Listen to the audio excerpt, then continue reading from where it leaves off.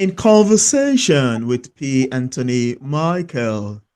Michael received a creative writing certificate from the University of West Virginia in the late 90s.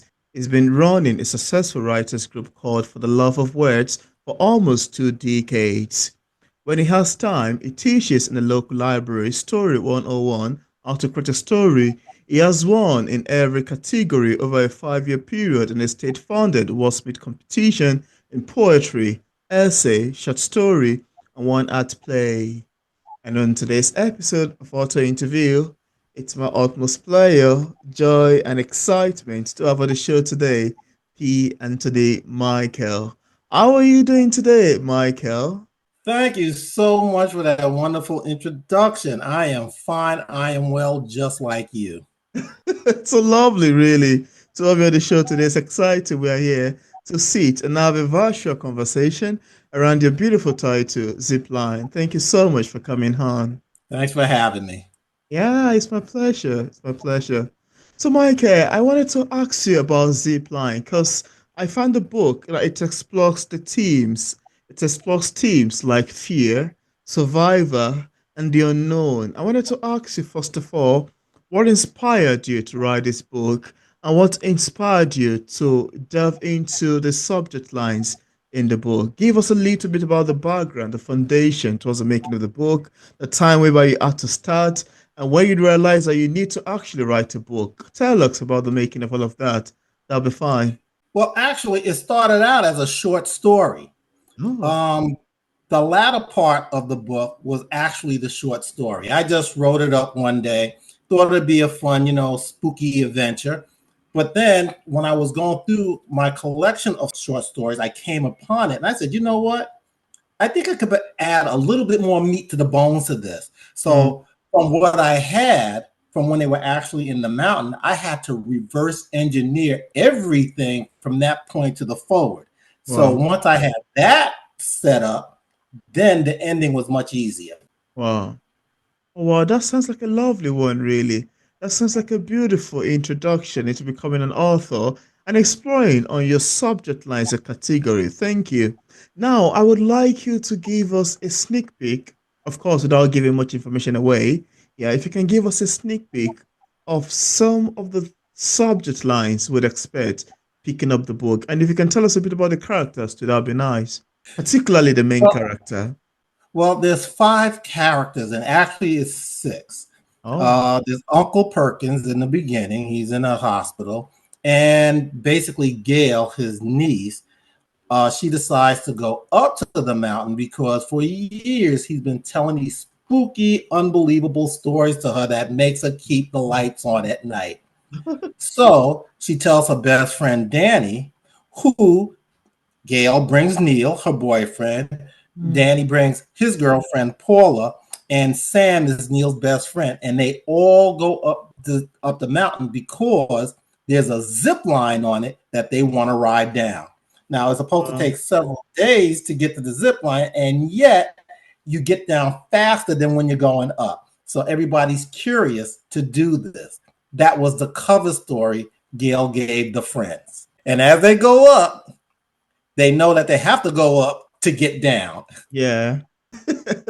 So in this particular iteration, it was basically one of the themes I was trying to get across to the audience is when do Mm, you become an adult? When, because these people are graduating from college, yeah. so they're going from a naive state to a very aware state. Yeah. All happens on the trip to the mountain. Yeah. Oh, wow. That's a beautiful one, really. I love your take on that. It sounds to me to be quite amazing and sounds to me to be quite great. Now, you've been involved in creative writing since the late 90s. I think that's way far before I was born, maybe. Also led. Okay, I got the gray. I get Oh my goodness. I just thought about that. I said, okay, that may be actually. And you've also led a writers group for years. How have this experience influenced your story style writing and approach to writing, if in any way? well. you got to understand, back in the 90s, today you can get a college degree, a BA or a BS in creative writing. Yeah. That was not the case in the 90s. All you can get is a certificate. So basically, I took the whole curriculum. So technically, I think I have a BS if you put it to today's standard in creative writing from Yeah. the University of West Virginia. Oh wow. When I moved back here to New Jersey, a friend of mine, she had a screenwriters class, and I thought it was great. And I wanted her to do a writers group. And I told her it would be really simple. All you have to do is do what you're doing now. We'll call it For the Love of Words, and you'll have yourself a great writers group. The Wow. woman turned around, looked me in the face, and said, "Nope, that's for you to do." And I was Wow. like, "Oh, okay." So, Okay.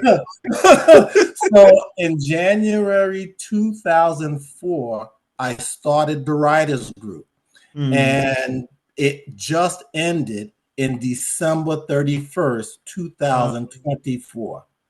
I Wow. think I am the longest running writers group over in this area. Hmm. That's a minority run. And Wow. it was wonderful because when you go to most writers group, it's polar. It's either going to be all white or it's going to be all black or maybe majority Hispanic. Hmm. My group was the only group that had every color of the rainbow there. We had Wow. black, we had white, we had Hispanics, we had Asian, we had everybody. It Wow. was unique among all the other writers groups. Hmm. Oh wow. That is such an amazing one, really. That's a Yeah, lovely story you've told. I mean, I love listening to it. Sounds to be yeah. quite a lot. We had people that was Native American. We had people that knew poetry. I hated poetry. Oh my God. Oh, really? I hated Oh poetry. my But goodness. we had these two people that came in. One, he was a minister. I Yes. think he was a priest or an ex-priest. He had a wonderful story. But Oh, he wrote some poetry that I sat back. I had to shut up and listen. And the last guy that came in, his name was Stephen Swank, another prolific poet. wow. So just listening to these guys Mm. got me interested in poetry. Oh, wow. Yeah, that's quite a feat, you know. But Wow. to do stuff like that, you have to be a student and always wanting to learn Mm, and yeah. put your prejudices aside Yeah. and adopt and see how can you work with this? Can you Yeah. do this? Yeah, that's a lovely one. I can relate with you. Yeah, I love your take on that. Very true and quite beautiful. Thank you. Thank you for sharing. Now, I'd like us to go back into the making of Zipline. I know you have the cover behind over there. If you can show one to the camera much properly, that would be nice. So we can like bring it close to the camera, just one of it. Yeah. Would you like to talk about the Yeah, that's making of the and cover? that's the first book, Okay, and it's a this series. and this is the second book, Oh, aftermath. Aftermath. Oh, So the reason why the second book is thicker than the first book, here's another interesting story. wow. This is a series. It was supposed to be a standalone. Oh, Okay, yeah. it was just supposed to be Zipline, and that was it.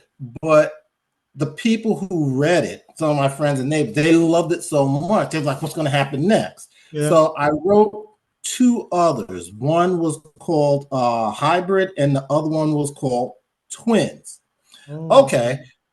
And this is for all you writers out there who's trying to do a series. What happened was I was on YouTube and I came across this woman named Murphy Napier, and oh, she did a segment called Dear Author. She was the only one at the time doing this. And what she did was she went to her readers and they asked them specific questions. The one I happened on was for series.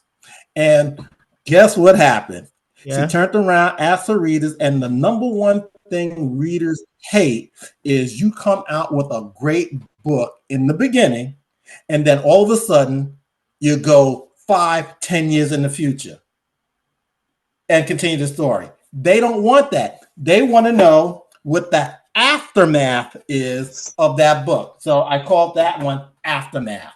Oh, wow. But this created a problem Oh, okay. because there was a person that's in this book that Yeah. wasn't a part of the series, and Oh, he okay. lived. So now I have book one, I have book two. I had to redo book three because I took half of book three, put it in book two. So Oh, now I have book four, which is now book five, because I had to write a whole book named Marcus wow. to cover that one character that lived from the other book. Wow. So yeah, it's and believe me, all the books are now written. It's just a matter of getting them published. Oh, wow. This is a 7-book series. I'm Oh, working on book five now. oh, Six. Sorry, wow. working on book six. It's called Hollows, Zipline Hollows, and Oh, then the last one is Zipline War, and that closes everything out. oh, wow. It's quite the journey. It is quite a journey, really. I mean, I've been enjoying your answers today so far. Sounds to me to be quite great and quite amazing. You've got a lot on going. You've done a lot, really. Yeah, Quite. and it didn't take that long. People used to say, "Are you a plotter or are you a pantser?" I don't go by those titles Yeah. because not because you have to understand that when you write, you're using a tool on the belt. Mm, All of that stuff is tools on the belt. I'm not going to pull out my hammer and say I'm a pantser and this is what I want to do. No, no. And then you have the person with the measuring tape. No, I'm the plotter. Zip, zip. No, no, no, no, no. You write the story to each his own, but you write the story. But when yeah. you get stuck between one point and another point, Another. then guess what? I pull out my plotter and I plot out from point B to point C. Yeah. And then I turn around and write the story. And now it's a nice cohesive tale. And I keep on going. Oh, wow. I Wow. don't look at things as I'm all of this or all of that. What you got to look at it as, what tool do I need to get this particular job done? And that's what a Yeah. lot of people mess up. Oh, wow. That's a beautiful one. That's a lovely story you've shared. I love it. Thank you so much for sharing. Thank you. And now I wanted to go into the making of novels because I'm always fascinated by how authors, especially novelists like yourself, would sit down and craft long sentences and bring words together in a way that sentences makes paragraph and paragraphs makes pages and pages make chapters and chapters make a novel like you've just shown to the camera. And no, this always leave me thinking, how exactly did they got the idea to pen these words together to write this book? It must be such a great talent, a great skill. There are two types of writers. Yeah, The two. The one that has to use the electronic device and tap everything in there. yeah. I can't do it. It's gonna bust my eyeballs. I Wow. can't be doing that all the time. Me, the other set of writers are pencil and paper writers. Mm. I like Oh, pencil and yes. paper because it's organic. I can put all my thoughts down on the Yeah. paper. I can organize. I can see them instead of putting it on an electronic device where it's going to be a clump of mess, and then you're going to have to go. This is just my opinion. Yeah, You're going I to have to go through understand. that test, A couple of try to minutes. fix that stuff up. Yeah. But when I turn around and I write it on a piece of paper, I'm able to put the stuff in order and put it in a way so that when I go to the computer and transcribe it, I have the thoughts already down on paper, and Yeah. then all I have to do is add the meat and the tendons and the ligaments to the story. That's your description, that's your dialogue and your setting and stuff. Once I get to the PC. Oh, wow. That's a great one, really. I love your take on that. And I know that, with different, I think it's just about you finding what works best for you. Some will like, yeah, I love it to the computer, and some love to write it down. So it's differ from one person to another. It's a great Mhm. one you've shared, really. Thank you. Thank Yeah, you. I really, when I write, when it comes to writing or creating a story, Yeah. because I know this is something that's going to be percolating in your mind, so I might as well just address this. I remember the same book, Zipline, was being edited, and I Yeah. remember the editor asked me, "Hey, how do you come up with an idea for stories?" And I'm like, "Well, it's really simple. You just think of a premise and then you run with it." So Yeah. then He's like, well, what do you mean? Because I know what you think. It's like, well, what do you mean you just run with it? I said, okay, let's just go through this example. Let's say everybody knows great white sharks are dangerous, right? Every movie that you see about Yeah. great whites, there are just mindless man killers. They just out for revenge. They're out to eat you up. But I said, but what if, is that word, what if that's not true? Mm. What if you turn around and let's say there's a shark, because this is an urban legend, was Yeah. caught in a fishing net and it couldn't move. Well, being a fisherman, you see it stuck and you free it. Now, as soon as you free this thing, it starts to follow you around like a dog Mm. because they recognize that you helped it. And without your help, it Yeah. wouldn't have survived. So then you Absolutely. go back to your home and you come out the next day to go fishing, but you can't catch a fish. Why? Mm. Because this thing pokes his head up out of the water looking at you and you start Mm. rubbing his nose and stuff. You know what that turned into? Yeah. That turned into the book called Peaches. Wow. Peaches is the great white shark. We got two guys that did the very same scenario. And now the premise of the book is what they're trying to do is study this one shark. It's hilarious. It's poignant. I think it's some of my best work. That's coming out later this year. Well, that's a beautiful one, really. I mean, I love your answers to this question. And I can go on and on and on and on and on with it. Your answers are quite amazing and quite fun, really. Thank you. Now, I wanted us to diversify a little bit, a bit slightly, into the feedbacks of readers' feedbacks. That's one of the things that I love as a writer is to sit back, fold my hands, and listen to readers' feedbacks. And you may want to agree with me that one of the things that makes writing and literature be quite complex is the fact that it can be interpreted in different ways by different readers based on their opinions. Sometimes the readers might get a message intended by the author, and like, oh yeah, that's quite correctly, good, fine. And sometimes they might not get a message. Sometimes they might be close to getting the message. Sometimes they might be far from getting the message. Sometimes they might hilariously misunderstand the book and interpret it quite upside down. And as interestingly fun as we keep getting these feedbacks from different readers, I wanted to ask you, how do you feel when readers interpret your works differently than you intended? How does that make you feel as a storyteller? That's a very good question. And I Right? just had an issue with that. I just had a doggone issue with it. Well, Okay, this is how it goes with mm, reviews. Like I said before, I know what the intended response should be. How? I go to the beta readers. My mm, beta readers are my go-to people. They read it first. oh, wow. They give me all the good, the bad, and the uglies. Yeah. I fix the bad and the uglies. Once the bad and uglies are fixed, then I know the story is tight. Okay. Yeah. So when I send the book out, once it's published and it goes out, everybody should like the book. Now, here's the caveat. The caveat is if you know your Yeah. target audience is going to love the book. If it's not the target audience, they're not going to like the book.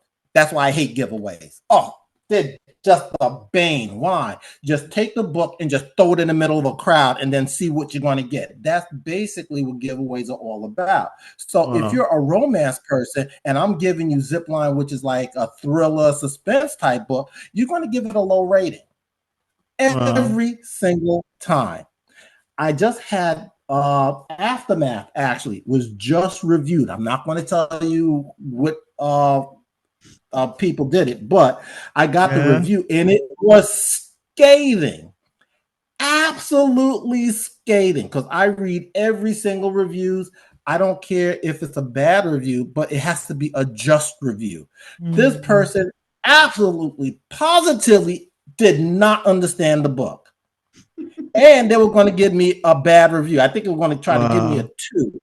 So I don't normally do this. I challenged it, and I turned around and emailed them back and said, "Hey, who's this noodlehead that read the book? Evidently, he doesn't know what he's talking about."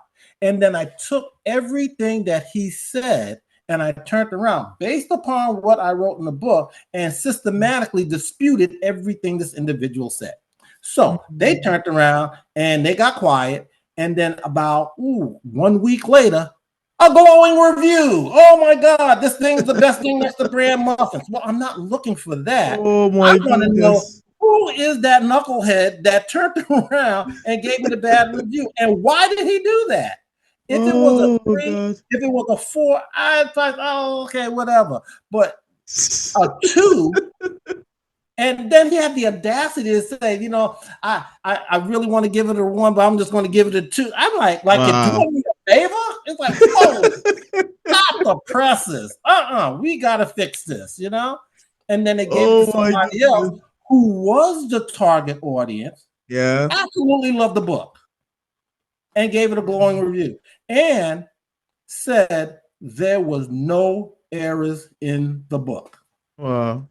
No grammatical, no punctuation errors. And a matter of fact, both these books do not have any errors in them because I am so anal about it. Because what you have to understand is when I write a book, I painstakingly make sure that every word that I put in there is correct, that is Absolutely. punctuated perfect, because I want you to get into the book. I want you to feed your imagination, and I really want you to be enveloped within the story. Yeah. And Oh you can't wow. do that with errors. Absolutely. Oh, that's a lovely answer you've got to that. Quite fun and quite amazing. And I think I can relate to that actually. Because this is one of the things that makes literature, book conversation, and book mating to be quite fun. There's times whereby we've come together to talk about a book, and the first person review differ, and the second person review differs again, and the third person review, and on, we keep having different feedbacks coming in and dropping in. And sometimes it got you wondering, sorry, did you read the same book? Are you reviewing the same book that I read? Because I didn't see that in the book. It's very, Exactly. very fun and quite Mhm. tricky sometimes. Yeah, that's the nature of interpret. And another thing again that I think happens, or relates to this terms of interpreting book is the fact that we tend to interpret books that we've read based on how they relate to our personal experiences, based on how much of ourselves, of the reader, that they could see in the story, how much of themselves they could see in your characters, in the plot twist, in the making of the book, etc. Yeah, it's quite fun, really. It's quite fun. You ever had issues like that with the stuff that you've written? Yeah, That I've you put it actually out there, and then somebody, I've had how a do you lot of handle that? it. And sometimes it just got me. I think I actually do love it, which is one of the reasons why I feel I would love to include this in all of my interview questions. I love it because it got me wondering, like, oh, really? That's what I never intended that way, but it's all fine. You saw that. And again, one of the things I love is contradictory ideas.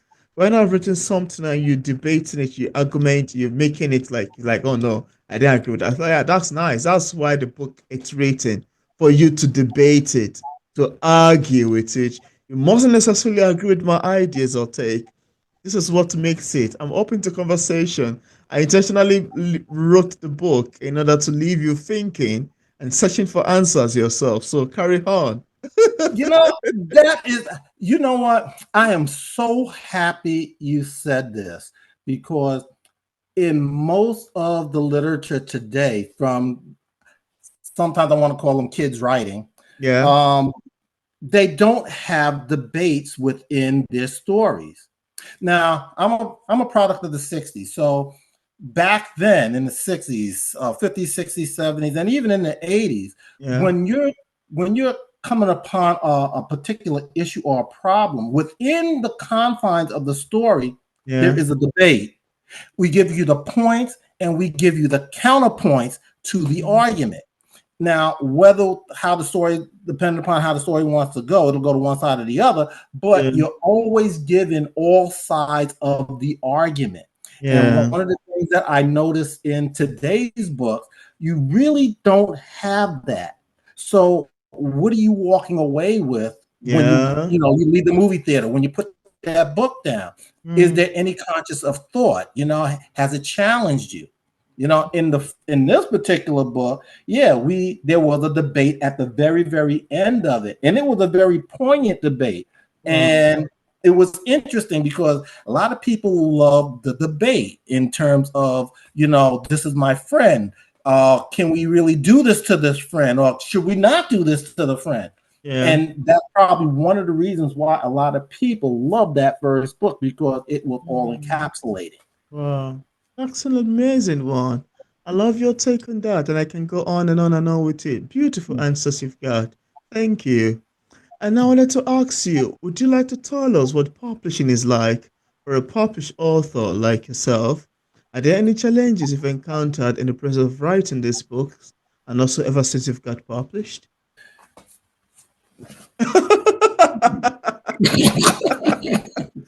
Oh See, my don't have goodness. nothing up there. This is publishing, people. This is publishing. Oh my goodness, that is quite Zipline illustrative. Zipline was hybrid published. Okay, Vanity Press published. I tried going traditional publishing, and nobody wanted to do a novella, because when you do traditional publishing, the average, I guess, page count is about 80,000 words on average. I didn't want to write another novel. I got plenty of them sitting on the shelf. I want to do a novella. So this one agent, she sent me back an email saying that, oh, this is a nice book, but it should be a novel. I didn't want to write a novel. I wanted a novella, which Right? actually just won an award also. Anyway, but that's a sidebar. Yeah, I did saw But that. what happened is, when I went through the Vanity Press, they showed me the steps on how to publish a book. So Aftermath is also self-published. I did that one myself. Wow. And that one won a gold award, I think, with Literary Titans. Yes. Literally tweeting, yeah. Yeah. So here's the issue with publishing. I tell everybody the same thing. It's two sides of a coin. Side A, side B. If you just want to write and create content, that is side A. Do that every single day, twice on Sunday. The moment you say, I want to be published, that is side B.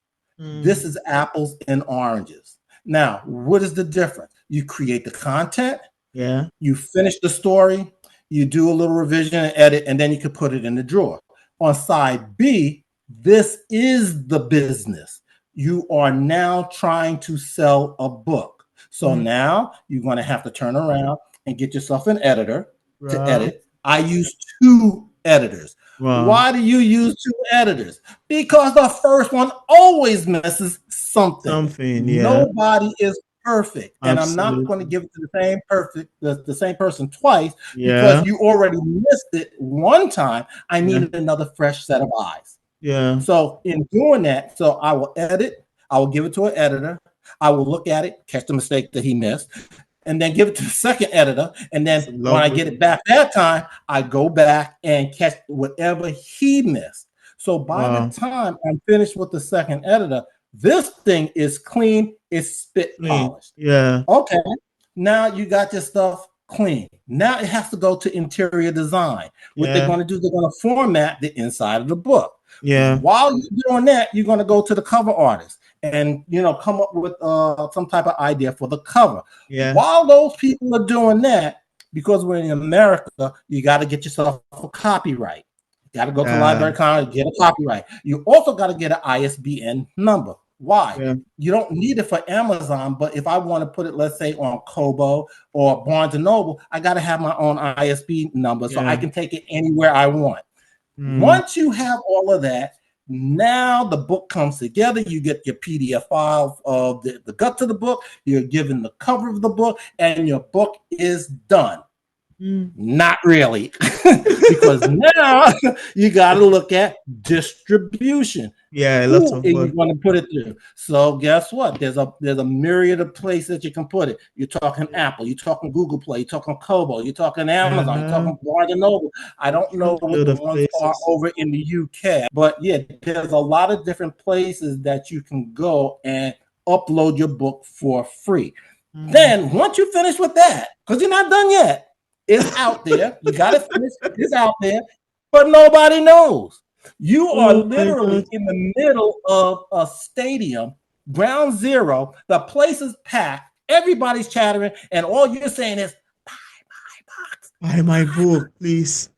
and nobody hears you. So now you Oh got to do goodness. marketing. So here's the next question, because I know everybody want to know. Well, how much is marketing? Well, how much you going to spend? What's the methodology of your marketing? Well, okay, let's look at this. Number one, you have to have reviews. Nobody Yeah, tells you minimum 50 reviews in order to get traction. So you have to automatically pony up enough dollars to have enough people yeah, read your stuff and give you good reviews. And you have to hit the 50 mark to 100 mark for anybody to even know that you're there. Okay, yeah, fine. Well, how am I going to do that? Well, like I said, you can go to online book club, you can go to literary titans, you can go to reader's favorite, you go to yeah. all of these All of those particular places. venues and put it out there. Well, Mike, I Mm, don't have that kind of money. Okay, how about this? Virtual book tours.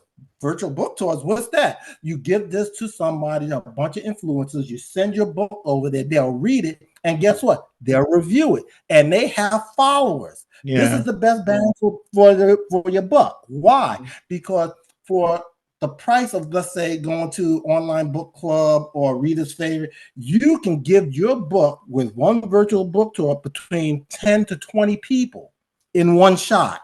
Mm, And then what you do is you stack it so that 1 week somebody is reviewing it, and next week somebody else is reviewing it, and yeah, then you do promo stacking. Promo yeah. stacking, what's that?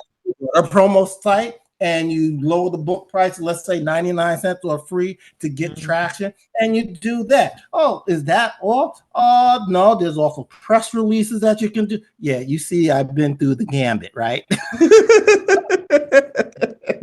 Thus, Oh my God, you're such a fun person, Michael. That's and you enough. know it's a lot. So what I would tell people to do before you even decide to market your book, go Mm, on out there and look at the different venues and make a sheet, a list mm, of all of the venues. I have one for reviews, I have one for virtual book tours, I have one for what, press releases. I have a mm, list for everything. So when it comes down to marketing, you're not going into this thing cold, not knowing exactly what to do. to do All it. I do is I pull out a list and say, okay, let's say I have a budget of $500. Okay, Oh, let's see the cost of these. Okay, yeah, I'll hit boom, boom, boom, boom, boom.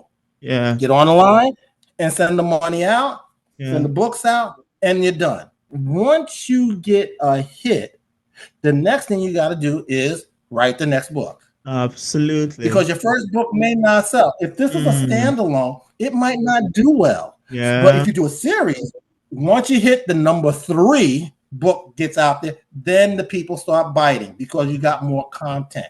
The more content absolutely. you got out there, the more people are going to, latch onto you and follow you. Yeah, And that's a that's good. publishing in a nutshell. Yeah, that's a good one, really. That's a very. I love your deep, detailed answer to that question, and I'm hoping that viewers, even including myself, would love to utilize because you've shared some advice even in there that are quite very valuable. Now, Tylux, do you have any other books you're currently working on apart aside from Zipline, the first and second series? What Okay. do you have ongoing currently? Okay. This is the issue with, because I was on Reddit last night, Mm, and one of the questions was, how can some of you people put out multiple books a year? like it's a lot. Like how do you Here even is do the it? answer. Okay. Yeah. When I started writing, it wasn't to publish, it was to hone my skills. Mm, So, one of the first novels I wrote, which is a series, yeah. was called Craft Alley Sector 4. Mm, I started that series, and I think 4 chapters in, I got stuck because I didn't understand characterization. So I stopped that project and I turned around and wrote a historical piece, paranormal piece called A Pawana Tale. mm, And the premise of this is that over several hundred years ago, back in I think it was like the 1800s, what happened was there was a big tribe that came up from Florida. They split over by Connecticut. One tribe went to the west, the other tribe stayed there. And now, with the encroachment of the white man in this country, they decided to leave where they are to go meet up with their sister tribe, Wow. and the cavalry is trying to stop them. Wow. That I got 4 books into that. Oh. And that's because I was trying to understand characterization and Mm. character motivation. Once I got started with the 4th book, I stopped the 4th book and I went back to Craft Alley and I completed 2 of the books. I got one more that's half done, and then that whole series is finished. I also have an espionage that I'm working on, off and on, called Gotcha Inc. And in this one, there is a plan. I guess it's some type of catastrophic plan against the government, not just our government, all the governments across the world. And Yeah. there's one group that just happened to stumble upon it, Mm. and they're trying to put the breadcrumbs together and stop this thing before it actually happens. That's Mm. another project. I told you about Peaches. I'm working on that one. And I wrote a children's book. I got the manuscript upstairs, and it's Oh, called wow. Why Don't They Like Us? This one is about the police and why they don't like Black people. I Mm. sat down and went to Barnes and Noble and I showed it to some mothers over there, and they absolutely loved the idea. Wow. I just need to get an illustrator. Oh. And the last thing I'm working on, bits and pieces, is a YA called Assassin High. Wow. And that one, that's going to be the apple on the top, Oh, wow. because I like the fact that the 3 leads in that book, one is Black, one is Asian, one is Hispanic. Interesting. And they all have their interesting stories, but yet all their stories are intertwined with one another. So Mm. I'm having a lot of time. And once again, this is paper and pencil. So this is going to probably be, I think it may be a series, definitely a Wow. series. You've got a lot ongoing. That's quite commendable. You've got a lot ongoing. I hope you find some times to sleep. You know, I get plenty of rest. It's what I do when I get up that I scratch my head. It's like, yeah, you know, writers write. Mm. I don't like hearing when people talk about writer's block and stuff like that. You don't like it either. There's no such thing as writer's block. So let's put this thing to bed right now. You want to know Oh why? my God. The reason why you have writer's block is because you're pressuring yourself to try to create something. You can't do that. If Yeah. you have writer's block and you don't know what to create, the first thing I say to people is look at your previous work and Mm. see where you're weak in. If you're weak in setting, then write a short story or 2 about setting.